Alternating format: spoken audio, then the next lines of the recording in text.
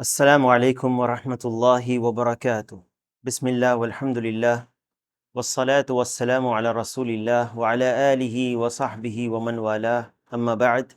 العقیدۃ الواسطیہ لشیخ الاسلام احمد بن عبد الحلیم ابن عبد السلام ابن تیمیہ الحرانی کا درس جاری ہے، اور جس شرح سے ہم لوگ پڑھ رہے ہیں وہ علامہ شیخ صالح الفوزان حفظہ اللہ کی شرح ہے۔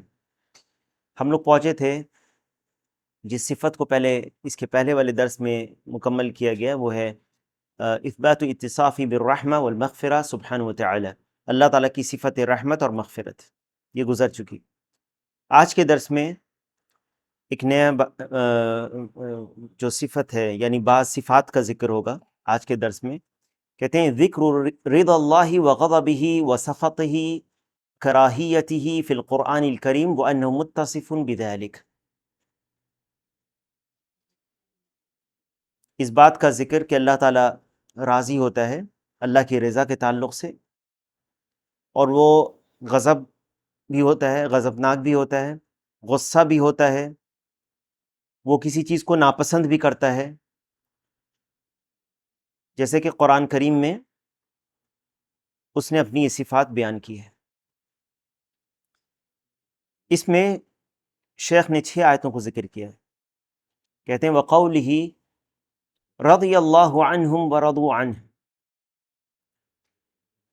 اگر اس کو ملا کے پڑھیں، ذکر رضا اللہ وغضبہ وسخطہ وکراہیتہ فی القرآن الکریم وانہ متصف بذلک، وقولہ رضی اللہ عنہم ورضوا عنہ، وقولہ ومن يقتل مؤمنا متعمدا فجزاؤه جہنم خالدا فیہا وغضب اللہ علیہ ولعنہ، وقولہ ذلك بأنهم اتبعوا ما أسخط الله ذلك بأنهم اتبعوا ما أسخط الله وكرهوا رضوانه، وقوله فلما آسفونا انتقمنا منهم، وقوله ولكن كره الله انبعاثهم فثبطهم، وقوله كبر مقتا عند الله أن تقولوا ما لا تفعلون۔ آج کے اس درس میں اللہ سبحانہ وتعالیٰ کی کچھ اور صفتیں جو قرآن مجید میں اللہ نے بیان کی ہیں اس کو بیان کیا جائے گا۔ سب سے پہلے جو آیت کو ذکر کرتے ہیں، یہ جو صفتیں ہیں، اللہ کا راضی ہونا، اللہ کا ناراض ہونا، اللہ کا ناپسند کرنا، یہ ساری جو صفتیں ہیں یہ فعلی صفتیں ہیں، اللہ سبحانہ وتعالیٰ کی فعلی صفتیں ہیں۔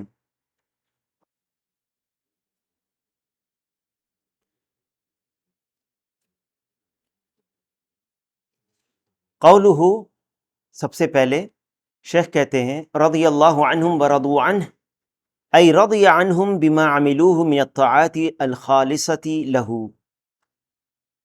رضی اللہ عنہم ورضوا عنہ کا کیا معنی ہے؟ اللہ تعالیٰ ان سے راضی اور وہ اللہ سے راضی، یعنی اللہ تعالیٰ کی صفت رضا، اللہ تعالیٰ کی صفت رضا، یہ صفت ثابت ہے قرآن و سنت سے، اور اللہ تعالیٰ راضی ہوتا ہے اور بندہ بھی راضی ہوتا ہے، اسی لیے اللہ تعالیٰ نے کہا رضی اللہ عنہم ورضوا عنہ، اللہ ان سے راضی اور وہ اللہ سے راضی۔ یہ جو صفت رضا ہے یہ ثابت ہے اللہ سبحانہ وتعالیٰ کے لیے کما یلیق بجلالہ، جسے اللہ تعالیٰ کے لیے لائق ہے ویسی اس کی صفت کمال، یہ صفت رضا اللہ کے لیے ہم ثابت مانتے ہیں، اور بندہ بھی راضی ہوتا ہے جیسے کہ بندے کی صفت کے لائق ہے، اور اللہ کی صفت مخلوق کی صفت جیسی نہیں ہے۔ اور یہ قاعدہ ہم جانتے ہیں پہلے سے کہ اگر الفاظ میں مشترک الفاظ ہیں تو اس کا معنی یہ نہیں کہ اس کی صفت کی کیفیت بھی مشترک ہو، یہ لازم نہیں آتی اس بات سے۔ تو شیخ کہتے ہیں کہ رضی عنہم بما عملوہ من الطاعات الخالصۃ لہ، اللہ تعالیٰ راضی ہوتا ہے، اس کا کیا معنی ہے؟ جو اللہ تعالیٰ کے لیے جو وہ عمل کرتے ہیں، اطاعت کی جو اعمال کرتے ہیں، کون اطاعت کے اعمال کرتے ہیں؟ اللہ کے بندے، جن سے اللہ تعالیٰ راضی ہے۔ یہ آیت یا رضی اللہ عنہم ورضوا عنہ، یہ دو مقام پہ اللہ نے بیان کیا ہے بندوں کے لیے۔ پہلا مقام ہے سورۃ المائدہ میں، اور دوسرا مقام ہے سورۃ التوبہ میں۔ سورۃ المائدہ میں قیامت کے دن جب اللہ تعالیٰ فیصلہ کرے گا، تو اللہ تعالیٰ فیصلہ کرنے کے بعد کہے گا، یا اس دن اللہ تعالیٰ کہے گا، قال اللہ ھذا یوم ینفع الصادقین صدقہم۔ اللہ تعالیٰ کہے گا کہ یہ وہ دن ہے، آج وہ دن ہے، یا یہ وہ دن ہے جس میں سچوں کو ان کی سچائی فائدہ پہنچائے گی۔ ینفع الصادقین صدقہم لہم جنات تجری من تحتها الانہار، ان کے لیے جنتیں ہیں جس کے نیچے نہریں بہہ رہی ہیں، خالدین فیہا ابدا، جس میں وہ ہمیشہ رہیں گے، رضی اللہ عنہم ورضوا عنہ۔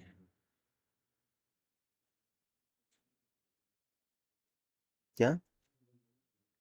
ہاں، سورۃ البینہ میں بھی ہے، 3 مقامات۔ دوسری آیت جو ہے وہ ہے سورۃ التوبہ، جس میں صحابہ کرام کے تعلق سے اللہ تعالی نے فرمایا والسابقون، تاکہ بولو کہ یہ طریقہ نہیں اترنے کا، جس کا بھی یہ بتائیں گھر میں، ادب سکھائیں پہلے۔ وعلیکم السلام۔ دوسری آیت ہے والسابقون الاولون من المہاجرین والانصار والذین اتبعوهم بإحسان۔ والسابقون الاولون من المہاجرین والانصار والذین اتبعوهم بإحسان رضی اللہ عنہم ورضوا عنہ وأعد لهم اس کے بعد پوری آیت ہے، اللہ تعالیٰ نے سابقون الاولون جو مہاجرین اور انصار کے بارے میں کہا، والسابقون الاولون من المہاجرین والانصار والذین اتبعوهم بإحسان، اور جنہوں نے ان کے احسان کے ساتھ اتباع کی۔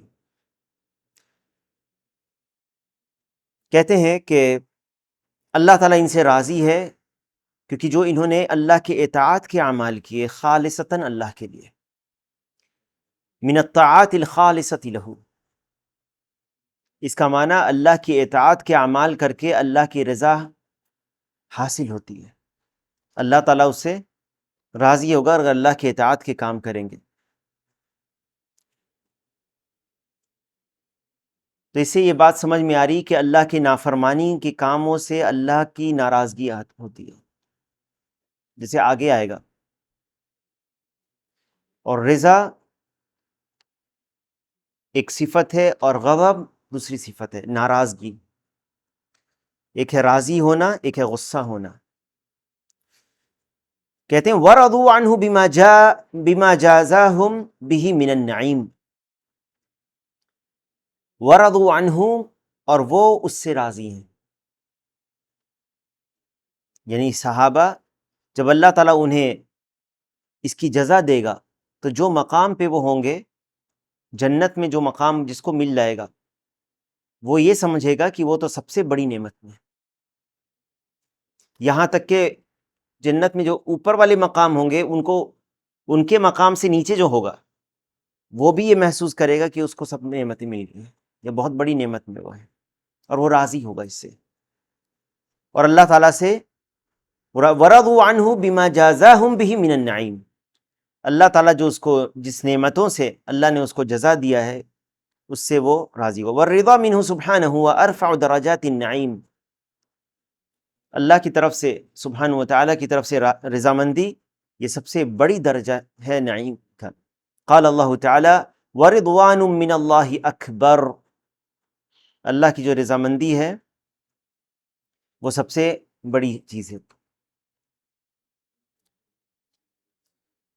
من سورۃ التوبہ، الآیہ 72 من سورۃ التوبہ، وَرِضَاهُمْ عَنْهُ هُوَ رِضَا كُلٌّ مِّنْهُمْ بِمَنزِلَتِهِ، اور یہ بندوں کی راضی ہونا کیا ہے؟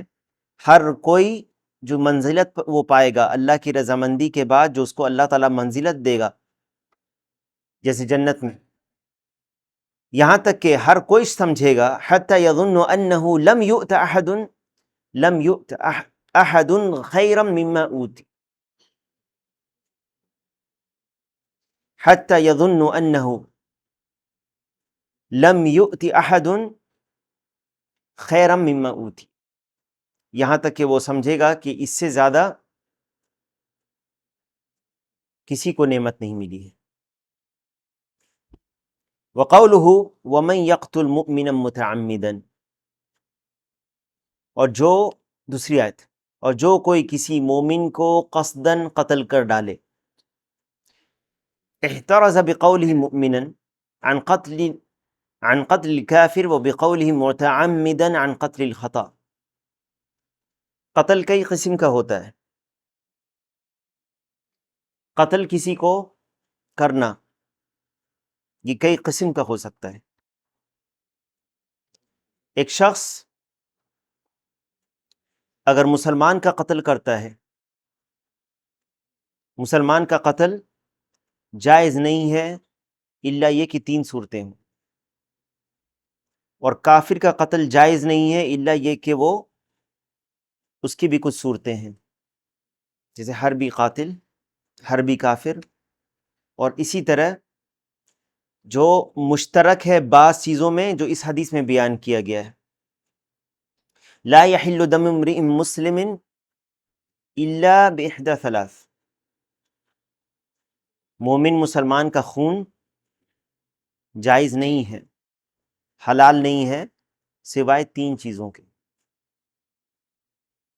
پہلی چیز النفس بالنفس، کسی نے قتل کیا دوسرے کو قتل کرنا، قصاص میں اس کو قتل کیا جائے۔ دوسری بات جو شادی شدہ زانی ہے، اور تیسرا تارک لدینہ المفارق للجماعہ، اپنے دین کو چھوڑنے والے، مرتد شخص، مرتد شخص۔ اس کے علاوہ مومن کا قتل جائز نہیں ہے، اور اگر یہ کام کوئی کافر کرے تب بھی اس کا قتل کیا جائے گا، جیسے کسی کو قتل کر دینا، کسی مومن کا قتل اگر اس نے کر دیا، یا زنا اگر اس نے کیا۔ یہ جو شخص ہے جو قتل کیا جاتا ہے، یہ پھر اگر اس کا خون اصل میں معصوم تھا، اصل میں خون معصوم ہے، ٹھیک ہے، اصل کیا ہے خون کے تعلق سے؟ خون معصوم کا ہے نا، اس میں اس کو بہانا جائز نہیں ہے، الا یہ کہ بعض صورتیں ہوں جو ابھی کچھ صورتیں بتائی گئی۔ اگر کسی نے معصوم کا قتل کر دیا، مومن کا، تو اس کی سزا کیا ہے؟ اب یہ قتل 3 قسم کا ہو سکتا ہے۔ پہلا ہے قتل عمد، جان بوجھ کر قتل کرنا، دوسرا ہے شبہ عمد، اور تیسرا ہے خطا، اور تینوں کے اپنے احکام ہیں۔ اگر کسی نے جان بوجھ کر قتل کیا، یعنی قصد ہے، اس کا نیت اور ارادہ ہے ایک مومن کو قتل کرنے کا، اور بعض قرائن سے پتہ چلتا ہے کہ اس کو قتل کرنے کا ارادہ تھا، جیسے تیز دھار تلوار یا بندوق سے کسی کو مارنا، یا اتنے بھاری پتھر سے کسی کو مارنا جس سے عام طور پر انسان مر جاتا ہے، تو یہ قتل ہے، یا قتل کا ارادہ اس نے کیا۔ تو جو قتل اگر کر دے گا مومن کو، وَمَن يَقْتُلْ مُؤْمِنًا مُتَعَمِّدًا، جان بوجھ کر کے، اس سے نکل گئے کافر کا قتل کرنے والا، اور جو غلطی سے قتل کیا، جس نے شکار کر رہا تھا، غلطی سے گولی لگ گئی کسی انسان کو، مثال کے طور پر، یا غلطی سے کوئی بھاری چیز اس کے ہاتھ سے گر گئی چھت پر سے، نیچے کھڑے ہوئے آدمی کو قتل چوٹ لگی اور وہ مر گیا، تو یہ اس سے نکل گیا۔ تو جو قتل کرتا ہے کسی مومن کو، جو کوئی کسی مومن کو قصدن قتل کر ڈالے، فجزاؤہ جہنم، اس کی جزا کیا ہے؟ جہنم ہے، خالدن فیہا، جس میں وہ ہمیشہ رہے گا، وغضب اللہ علیہ، وَلَعَنَهُ، اور اللہ کا غضب اس کے اوپر ہے، اور اللہ کی لعنت ہے اس کی، اللہ نے اس پر لعنت کی ہے۔ وَأَعَدَّ لَهُ عَذَابًا عَظِيمًا، اور اس کے لیے بڑا عذاب تیار کر رکھا ہے۔ اس آیت پر غور کریں، اللہ تعالیٰ کا غضب اور اللہ تعالیٰ لعنت کرتا ہے۔ اللہ تعالیٰ غصہ ہوتا ہے، اور یہ غصہ اللہ کی صفت ہے، جیسے کہ اس کے لیے لائق ہے۔ اللہ تعالیٰ ناراض ہوتا ہے اور اللہ تعالیٰ غصہ ہوتا ہے، اور مخلوق جیسا اس کا غصہ ہونا نہیں ہے۔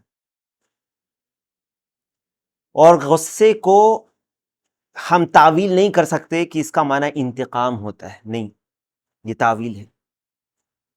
غصے کا معنی انتقام کرنا یہ تعویل ہے جو اشاعرہ وغیرہ کرتے ہیں، یا سزا دینا۔ کیسی آگے آیت آ رہی ہے، غصہ اللہ کی صفت ہے، اور انتقام بھی لینا، اللہ تعالیٰ انتقام بھی لیتا ہے۔ آگے آ رہا ہے بیان اس کا۔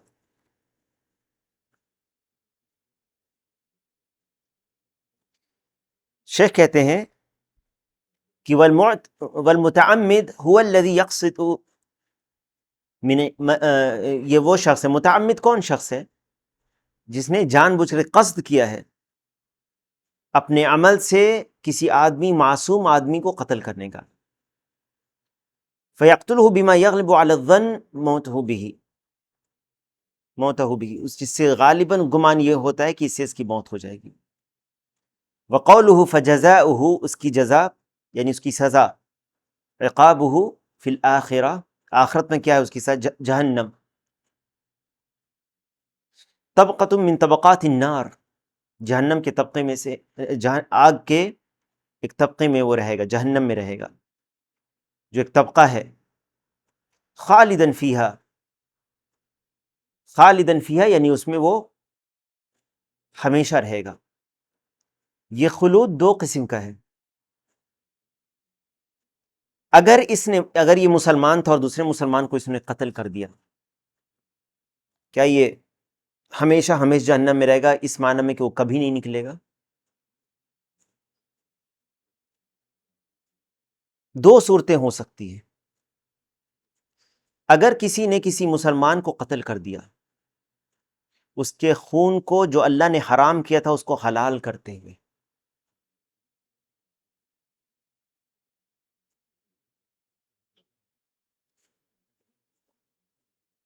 جسے اللہ نے حرام کیا تھا اس کو حلال کرتے ہوئے،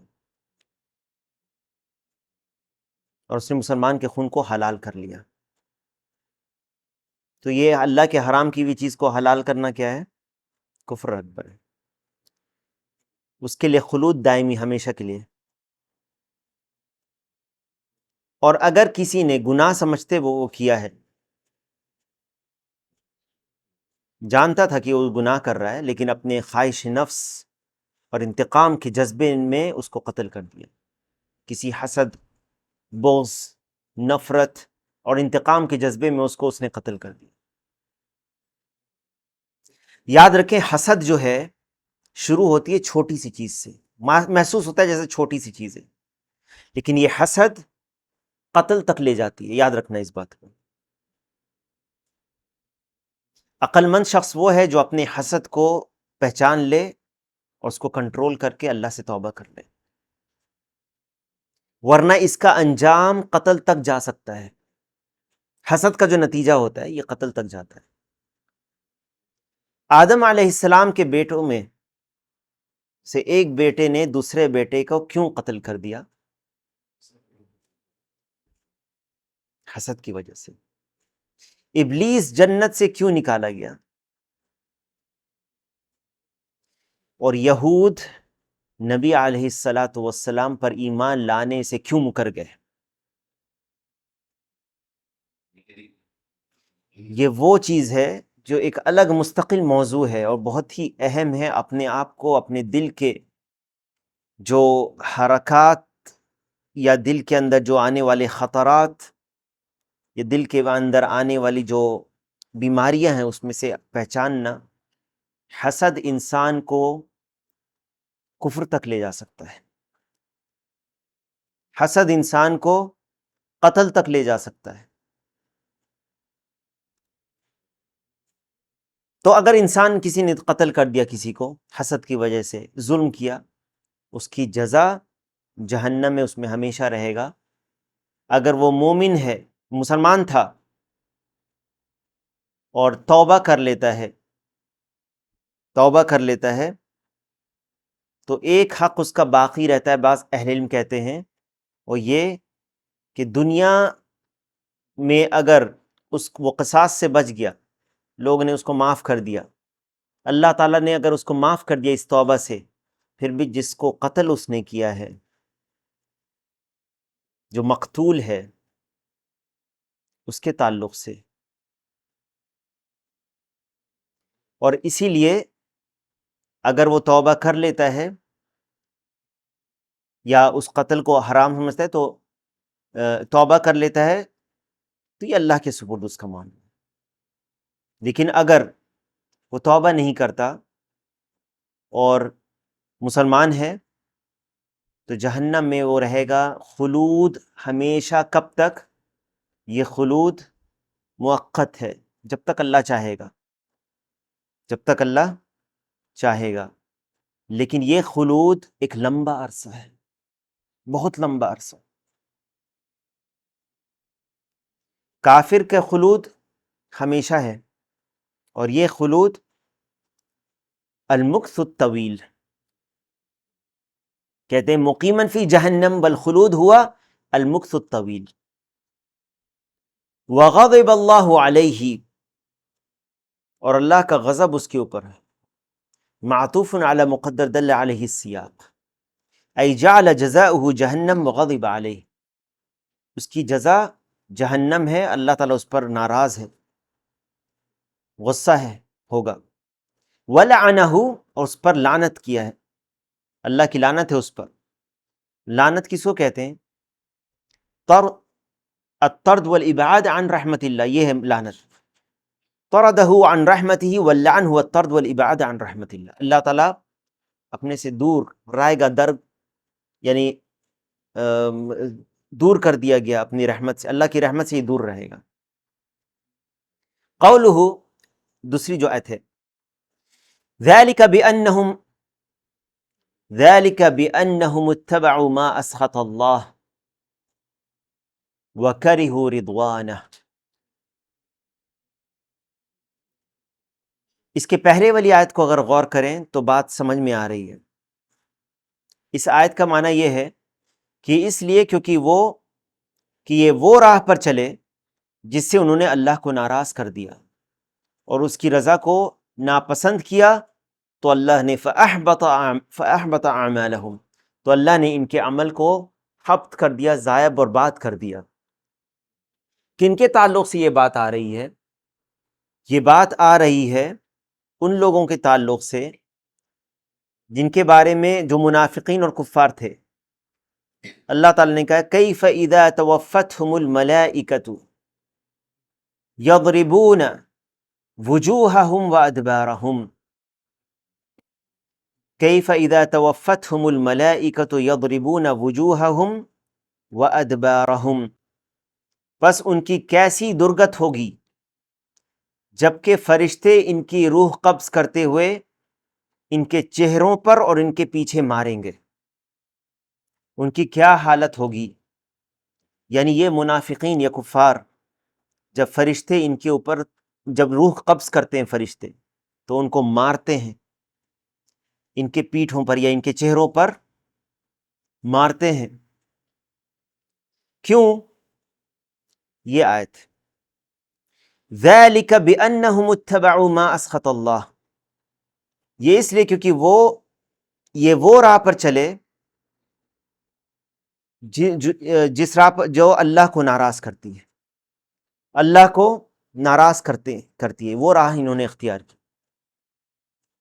وَكَرِهُ رِضْوَانَهُ، انہوں نے اللہ کو ناراض کیا اور اللہ کی رضا کو ناپسند کیا۔ اللہ تعالیٰ کی صفت میں سے رضامندی یہ اللہ کی صفت ہے، اللہ کا غصہ ہونا یہ اللہ کی صفت ہے، اللہ کا ناراض ہونا اللہ کی صفت ہے۔ اللہ کا ناپسند کرنا کسی چیز کو یہ اللہ کی صفت ہے، اور جیسے بیان ہو چکا اللہ کی جتنی بھی صفتیں ہیں وہ کسی مخلوق جیسی نہیں ہیں، اللہ کے لیے جیسی اس کے لیے لائق ہیں وہ صفتیں۔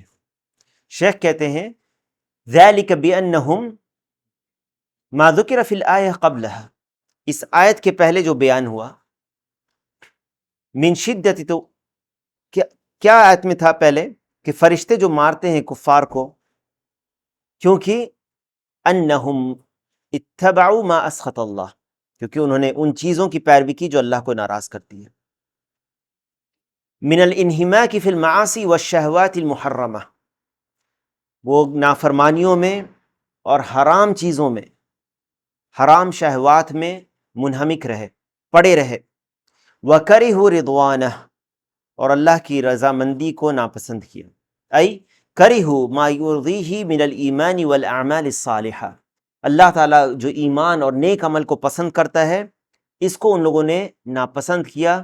یہ بھی ایک وجہ تھی کہ اللہ کی ناراضگی، اللہ تعالیٰ ان سے ناراض ہوا۔ وقولہ، اگلی آیت، فَلَمَّا آسَفُونَا انتَقَمْنَا مِنْهُمْ، فَلَمَّا آسَفُونَا کس کے تعلق سے بات ہو رہی ہے؟ جب انہوں نے ہمیں غصہ دلایا، آسفونا ای اغضبونا، جب انہوں نے ہمیں غصہ دلایا، کن کے تعلق سے بات ہو رہی ہے؟ فرعون اور اس کی قوم کی تعلق سے۔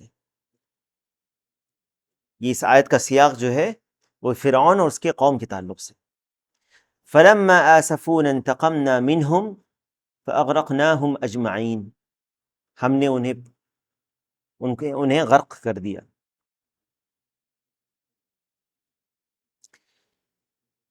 تو فلما آسفونا ای اغضبونا، ہمیں غصہ دلایا انہوں نے، انتقمنا منہم، دیکھو غصہ اور انتقام یہ دو، فلما آسفونا تو جب انہوں نے ہمیں غصہ دلایا، انتقمنا منہم ہم نے ان سے انتقام لیا، ہم نے ان سے انتقام لیا۔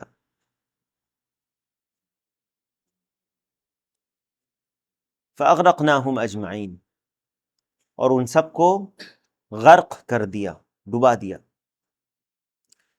دیا۔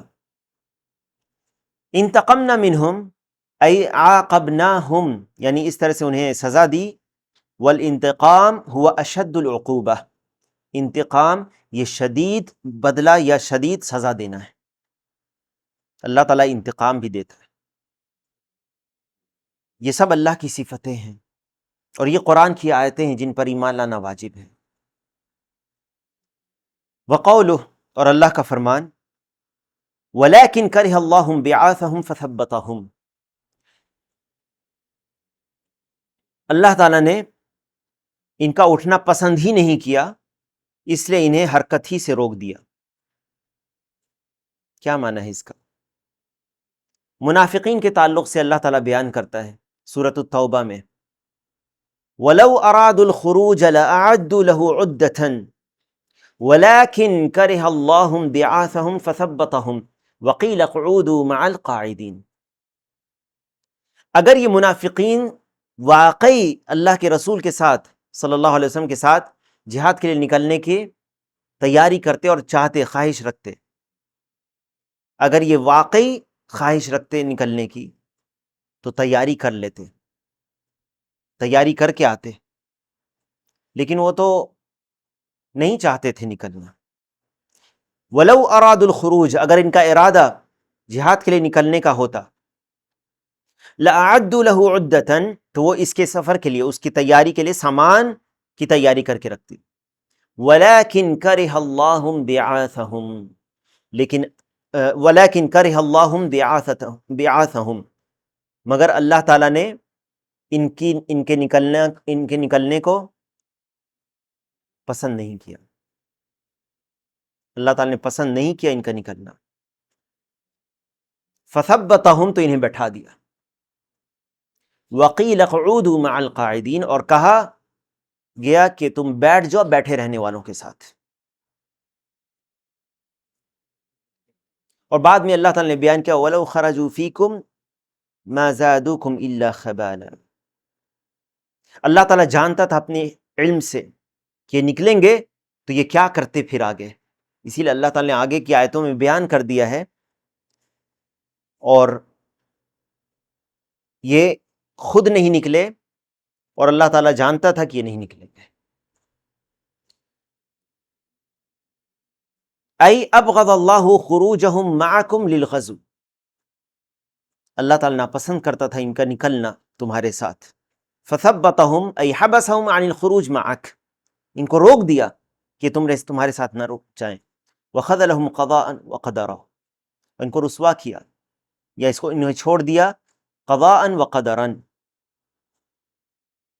قضاء اور قدر کے یعنی تقدیر میں یہ ان کے لکھا ہوا تھا، گرچہ ان کا نکلنا کیسے قضاء اور قدر یعنی کونی تقدیر میں تھا یہ۔ وَإِن كَانَ قَدْ أَمَرَهُمْ بِالْغَزْوِ شَرْعًا، گرچہ نکلنا شرعاً ان کے لیے کیا تھا، انہیں حکم دیا گیا تھا کہ نکلیں۔ تقدیر کونی اور شرعی آپ جان چکے ہیں کیا ہے، پچھلے کچھ درس پہلے یہ بیان ہو چکا ہے، تقدیر کونی اور شرعی میں کیا فرق ہے۔ ان کا نہ نکلنا یہ تقدیر کونی تھی، اور نکلنا جو مومن نکلے یہ شرعی تھا، گرچہ انہیں حکم دیا گیا تھا شرعی طور پر نکلنا تھا، لیکن وہ بیٹھے رہے، وہ نہیں نکلے۔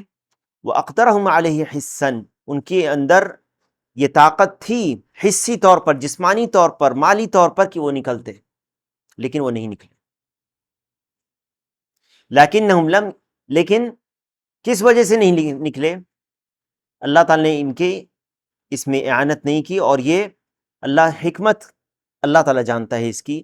وَقَدْ بَيَّنَهَا فِي الْآيَةِ الَّتِي بَعْدَهَا فِي قَوْلِ لَوْ خَرَجُوا فِيكُمْ مَا زَادُوكُمْ إِلَّا خَبَالًا، اگر نکلتے تمہارے ساتھ تو کیا ہوتا پھر۔ وَقَوْلُهُ كَبُرَ مَقْتًا، یہ آخری آیت ہے اس باب میں، سورۃ الصف میں اللہ تعالیٰ نے بیان کیا سبح للہ ما فی السماوات وما فی الارض وهو العزیز الحکیم، یا ایہا الذین آمنوا لم تقولون ما لا تفعلون کبر مقتا عند اللہ ان تقولوا ما لا تفعلون۔ یا ایہا الذین آمنوا، اے ایمان والو، لم تقولون ما لا تفعلون، تم کیوں کہتے ہو وہ بات جو تم خود نہیں کرتے، تم دوسروں کو بولتے ہو خود نہیں کرتے وہ۔ کبر مقتا عند اللہ ان تقولوا ما لا تفعلون، تم جو کرتے ہو اس کا کہنا اللہ تعالیٰ کو، اللہ کے نزدیک سخت ناپسند ہے، اللہ تعالیٰ کو سخت ناپسند کرتا ہے۔ تو کبر مقتا ای عظم ذلك فی المقت وهو البغض، اللہ تعالیٰ اس چیز سے بغض رکھتا ہے، نفرت کرتا ہے اس بات سے جو تم کرتے ہو۔ ومقتا منصوب علی التمییز ان تقولوا ما لا تفعلون، یہ گزر چکا، ای ان تعدوا من انفسکم خیرا ثم لا تفوا بما وعدتم، تم خود اپنے طور پر وعدہ کرتے ہو یہ ہوگا تو ہم ایسا کریں گے، اور پھر اس کو پورا بھی نہیں کرتے، خود نہیں کرتے اس بات کو یا دوسرے کو۔ اچھا ایک اور بات ہے، ایک شخص ہے، کیا اس آیت کا یہ معنی ہے کہ ایک شخص ہے جو کوئی غلط کام کرتا ہے، گناہ کا کام کر رہا ہے، مثال کے طور پر وہ سگریٹ پی رہا ہے، کیا وہ دوسرے کو منع کر سکتا ہے سگریٹ پینے سے؟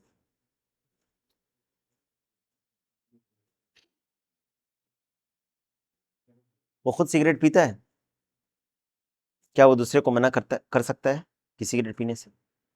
کر سکتا ہے۔ تو کیا اس آیت سے یہ سمجھا جائے کہ اللہ تعالیٰ اس پر سخت ناراض ہوگا کیونکہ اس نے وہ کام کیا دوسرے کو بتاتا ہے لیکن خود نہیں کرتا ہے؟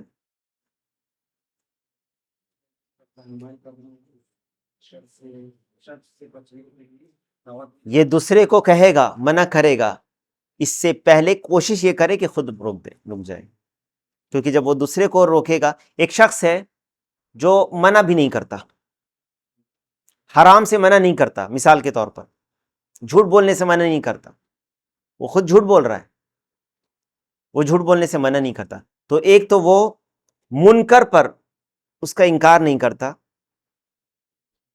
ٹھیک ہے، منکر پر اس کو روکتا نہیں ہے. منکر سے نہیں روکنا جبکہ قدرت ہو، یہ خود ایک منکر ہے کہ نہیں؟ خود ایک منکر ہے.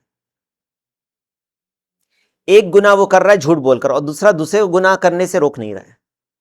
لیکن یہ شخص جھوٹ بولتا ہے لیکن دوسرے کو گناہ کرنے سے روکتا ہے، تو ایک گناہ ہوگا، اس کا یہ گناہ ہوگا کہ نہیں؟ اس کو یہ ہے، ٹھیک ہے. لیکن یہ بات ناپسند ہے. اس سے کیا پتہ چلتا ہے؟ اس کا نتیجہ کیا کہ تم بھی چھوڑ دو جھوٹ بولنا، پھر منع کرو دوسرے کو. سمجھ گئے؟ تو اسی لیے اگر کوئی شخص تم کو یہ کہے، مثال کے طور پر، کہ یہ کام مت کرو، اور تم جانتے ہو کہ وہ کرتا ہے یہ کام اور یہ غلط کام ہے، تو تم یہ کہہ کر نہیں جا سکتے، تمہارے پاس یہ حجت نہیں رہے گی کہ خود تو نہیں کرتے اور مجھے بتاتے ہو نہیں کرنے سے. کس منہ سے تم کہتے ہو کہ میں یہ کام نہیں کروں؟ اس کو اس چیز پر آر نہیں دلائی جائے گی. ہاں، اس کو یہ ضرور کہا جائے گا کبر مقتا عند اللہ ان تقولوا ما لا تفعلون. سمجھ میں آ رہی ہے بات؟ اس کو کہا جائے گا کہ یہ بات تو صحیح ہے تمہاری کہ تم مجھے منع کر رہے ہو، لیکن تم کو بھی اس سے رکنا چاہیے کیونکہ اللہ تعالیٰ نے یہ کہا ہے. سمجھ گئے؟ اور یہ اس کے لیے بہانہ نہیں بنے گا، نہیں ہے اس شخص کے لیے جس کو نصیحت کر رہا ہے کوئی شخص کہ تم یہ کام مت کرو، کہ تم نہیں کرتے تو مجھے کوئی حق نہیں بنتا تم کو یہ بولنے کا. واضح ہے؟ ٹھیک ہے.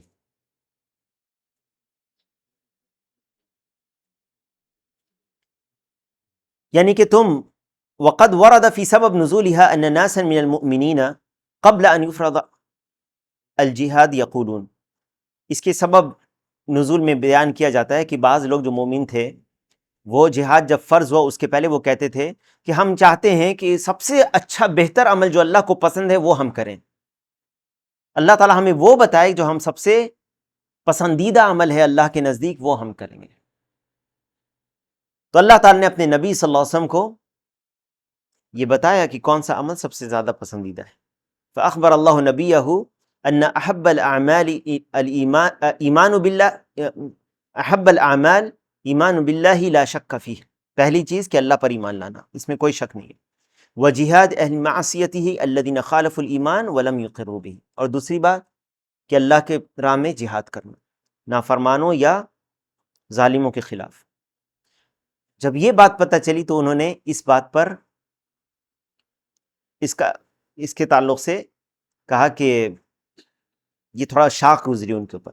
فلما نزل الجہاد کرہ ذلک اناس من المؤمنین وشق علیہم امرہ. اب تو وہ چاہتے تھے کہ وہ بات بتائی جائے انہیں جو سب سے زیادہ اللہ کو پسند ہے. تو ایمان اور اللہ کے راہ میں جہاد کرنا آیا. سورۃ الصف ہی کی آیت میں آگے، یہ سورۃ الصف کی آیت ہے، اسی میں آگے یا ایھا الذین آمنوا هل ادلکم علی تجارۃ تنجیکم من عذاب علیم تؤمنون باللہ ورسولہ وتجاہدون فی سبیل اللہ باموالکم وانفسکم ذلکم خیر لکم ان کنتم تعلمون یغفر لکم ذنوبکم ویدخلکم جنات تجری من تحتها الانہار. پوری آیت، ٹھیک ہے.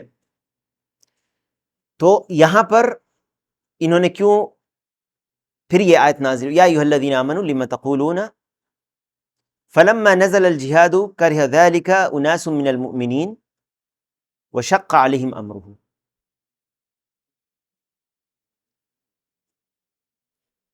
یہ آیت سورۃ الصف میں ہے، اور جہاد والی جو آیت ہے یہ مجھے معلوم نہیں کہ یہ آیت ہے یا کوئی اور آیت پہلے نازل ہوئی تھی جہاد کے تعلق سے، لیکن اسی سورہ صف میں آگے یہ آیت ہے جو ابھی بیان ہوئی.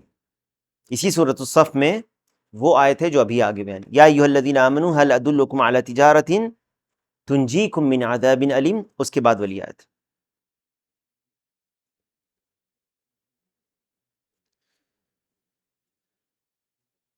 الشاہد من الآیات، کیا شاہد ہے ان آیتوں سے جو ہم نے اس باب میں پڑھا؟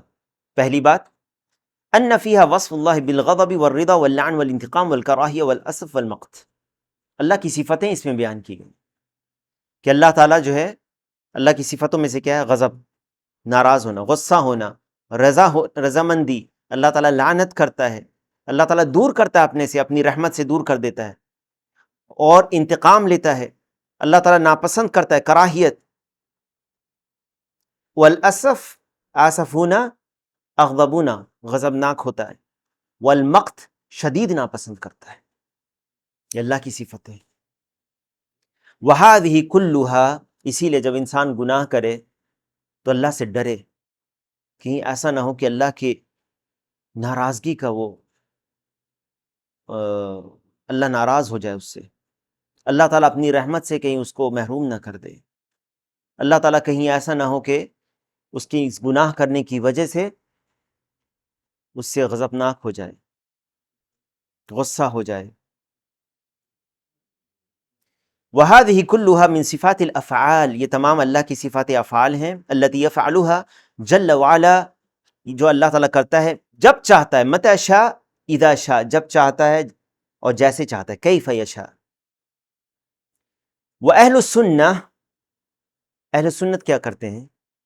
يثبتون ذلك للہ، ثابت کرتے ہیں اللہ کے لیے، اس کو اللہ تعالیٰ کے لیے ان صفات کو ثابت کرتے ہیں، مانتے ہیں، جیسے کہ اللہ تعالیٰ کے جلال اور اللہ تعالیٰ کے لیے لائق ہے، کما اثبتہ لنفسہ، جیسے اللہ نے خود اپنے لیے ثابت کیا ہے، علی ما یلیق بجلالہ، جیسے اس کے شایان شان ہے، جیسے اس کی عزت اور جلال کے لائق ہے۔ اللہ کے لیے یہ صفات صفات کمال ہیں، یاد رکھنا، یاد رکھنا۔ انسان کے لیے بعض صفتیں ایسی ہوتی ہیں جو یہی لفظ آئے ہیں انسان کے لیے بھی، لیکن انسان کے حق میں وہ صفت نقص بھی ہو سکتا ہے، لیکن اللہ سبحانہ و تعالیٰ کے لیے جتنی بھی صفتیں ہیں اس میں کوئی نقص نہیں ہے، وہ تمام صفتیں صفت جمال اور کمال کی ہیں۔ یہیں پہ آج رکیں گے العقیدۃ الواسطیہ میں۔ اللہ تعالیٰ سے دعا ہے کہ اللہ تعالیٰ ہم سب کو علم نافع اور عمل صالح کی توفیق عطا فرمائے۔ اللہ تعالیٰ ہم سب کو توفیق دے کہ ہم وہ کام کریں جو اس کے رضا کے کام ہوں، اور اللہ کے ناپسندیدگی سے وہ کام جو اللہ کے ناپسندیدہ ہوں یا جس سے اللہ تعالیٰ غصہ اور ناراض ہوتا ہے اسے ہم نہ کریں۔ بارک اللہ فیکم و جزاکم اللہ خیرہ۔